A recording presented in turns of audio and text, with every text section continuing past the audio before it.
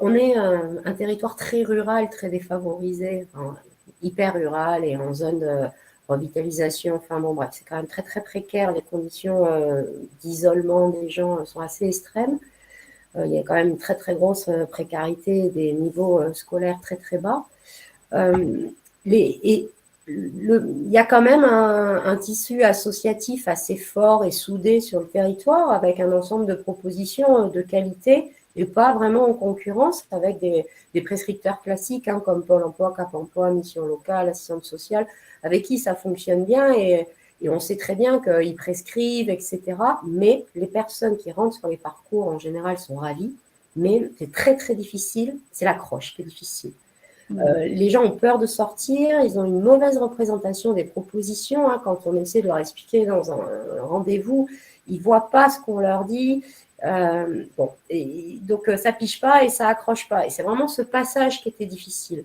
Donc l'idée est venue de passer par le faire et la mise en situation et la mutualisation des propositions pour véritablement permettre à la personne de choisir ce qui lui correspondait le mieux. Et ensuite, petit à petit, dans la logique de parcours, elle allait se mettre sur l'ensemble des propositions. Et c'était surtout une méthode aussi qui disait qu'on allait approcher nos publics sans leur parler frontalement d'orientation. Quand on leur parle de formation ou d'emploi, souvent ça les fait rentrer en panique parce qu'ils se sentent souvent très exclus de tout ça. Et en fait, ils n'ont aucune idée de ce qu'ils pourraient faire, donc ça ne les accroche pas. Au contraire, voire ça les faisait fuir. Donc, ces ateliers partenariaux qu'on a mis en place, qu'on expliquera un petit peu par la suite, c'était vraiment de trouver une idée qui mette tout de suite les gens dans le faire, dans la pratique, dans le concret, et surtout sans engagement, avec juste une idée de découverte et de premier pas. Il s'agit des mêmes publics, c'est des personnes qui se mobilisent plus, qui s'isolent. Elles ne sont pas forcément totalement inconnues, mais elles n'adhèrent pas.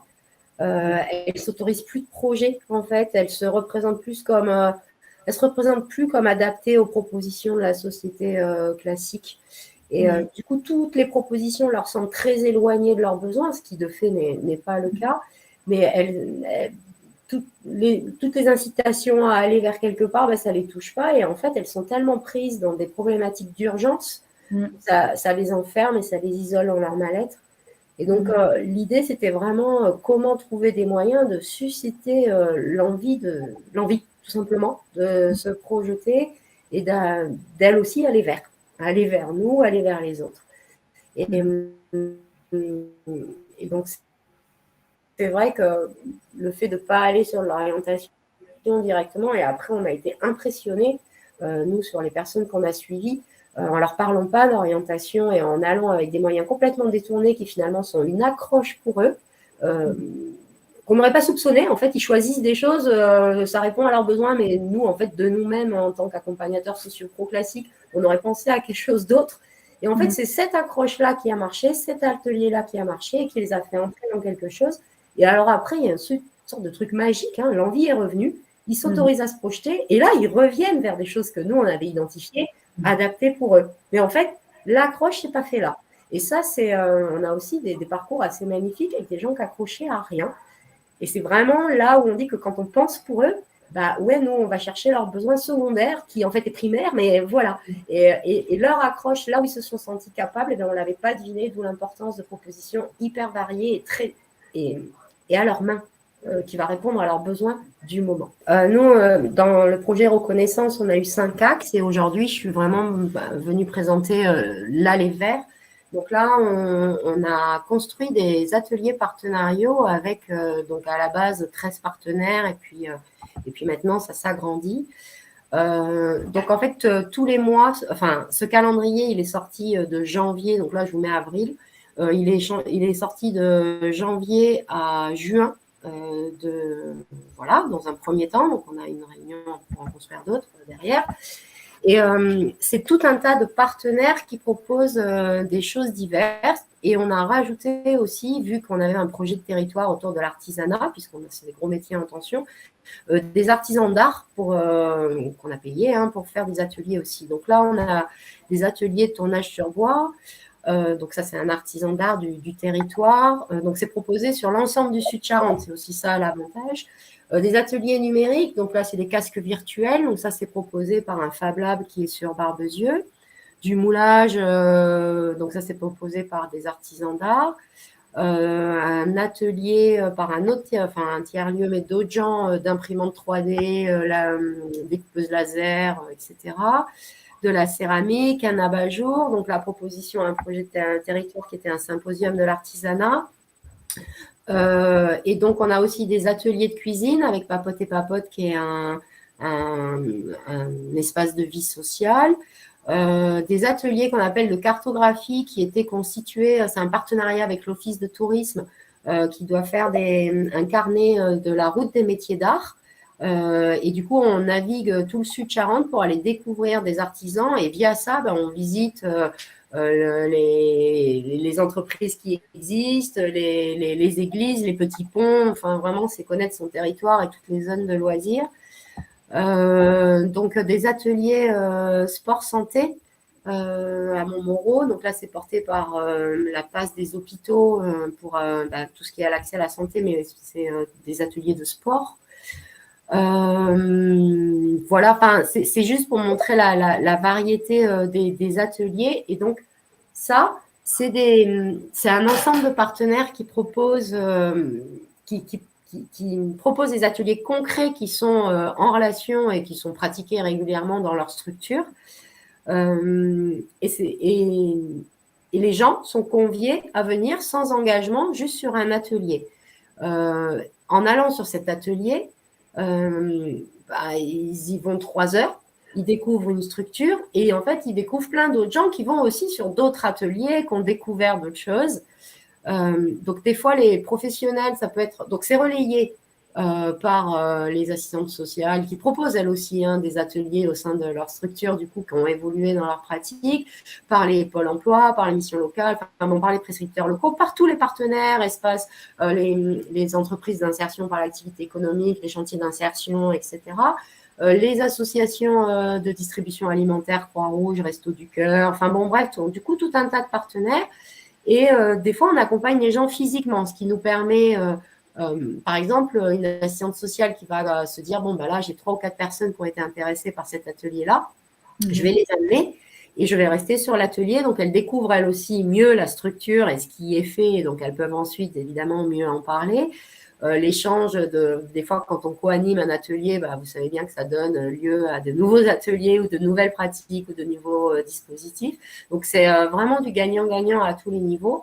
Et finalement, on se rend compte que là, les gens participent et le bouche à oreille a été impressionnant. C'est qu'en fait, les gens, ils parlent à leurs copains et disent, tu devrais venir sur un atelier, etc. Tu devrais regarder ce calendrier. Et finalement, on voit que les gens s'auto-recrutent parce que je crois qu'il n'y a pas de notion d'engagement et que c'est directement, on ne présente pas un dispositif, on présente un atelier. Sauf que cet atelier est dans une structure. Et dans cette structure, on les encourage des fois, vu leur appétence, à aller du coup sur un autre atelier. Et en fait, au bout de 2-3 ateliers, on leur propose ce qu'on appelle les ateliers réflexifs, qui là sont des ateliers où on va valider, on va identifier, valoriser, mettre vraiment en visibilité les compétences qu'elles ont mobilisées. Donc, si on fait un atelier manuel, si on fait un atelier santé, si on fait un atelier imprimante 3D, etc., alors évidemment, tout est assez accessible, c'est assez pédagogique ce qui est proposé, mais forcément, les gens, elles auront mobilisé des compétences. C'est obligé, c'est impossible de ne pas en trouver quand on est dans le faire.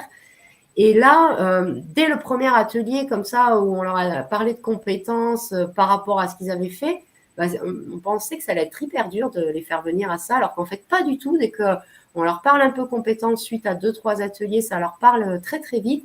Ils viennent et ils ressortent, du coup, hyper motivés. Et là, on enclenche une logique de parcours en leur disant, voilà, maintenant, vous allez pouvoir vraiment valider des compétences sur un parcours un peu plus long.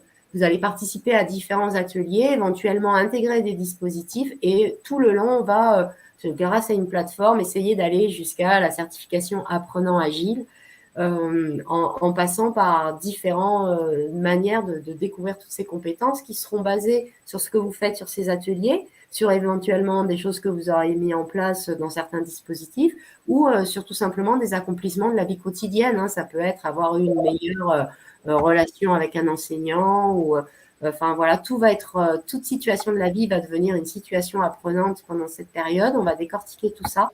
Et Et dès qu'on commence à parler compétences et que les gens, au bout de 2-3 séances, véritablement voient leurs compétences, c'est impressionnant la motivation qui revient, la confiance en soi. Et on sait tous que une fois qu'on a ça, après, c'est ouvert à plein de choses. Donc, et juste, Isabelle, par rapport au choix un peu des ateliers, comment est-ce que comment vous êtes partie sur un atelier, sur une thématique particulière? Enfin, ce choix-là, là, je vois Escape Game numérique. Comment ça vous est venu? C'était parce que sur le territoire, il existait déjà des choses. Voilà, sur le territoire, il existe déjà énormément de choses. Le tout, c'est de faire accrocher les gens. Et les professionnels déploient beaucoup d'imagination et de pédagogie. On a plein de gens qui font des choses super, mais voilà, une fois que les gens y ont été, en général, ils sont contents. On n'a pas vraiment un problème de compétences, de choses mises en place, de dispositifs sur le territoire. Donc, en fait, on s'est juste servi de l'existant. Alors après, il y a des choses qui ont été un peu créées, rajoutées. Évidemment, le fait de se réunir pour créer tout ça, ça a donné lieu à de nouvelles choses, à de nouveaux partenaires. On a beaucoup de partenaires de l'économique qui se sont des boulangers, voilà, et c'est en train de s'étoffer, des ateliers découvertes dans les CFA, plus juste une visite, un atelier ferronnerie, un atelier maraîcher. Avec l'AFPA, un atelier maçonnerie. Voilà, on est en train d'étoffer le truc. Donc, ça a été aussi une dynamique de territoire d'impliquer des commerçants, des artisans, donc d'être dans la vraie vie. Et donc, en fait, il y a des choses qui se sont créées, mais on est beaucoup parti de l'existant.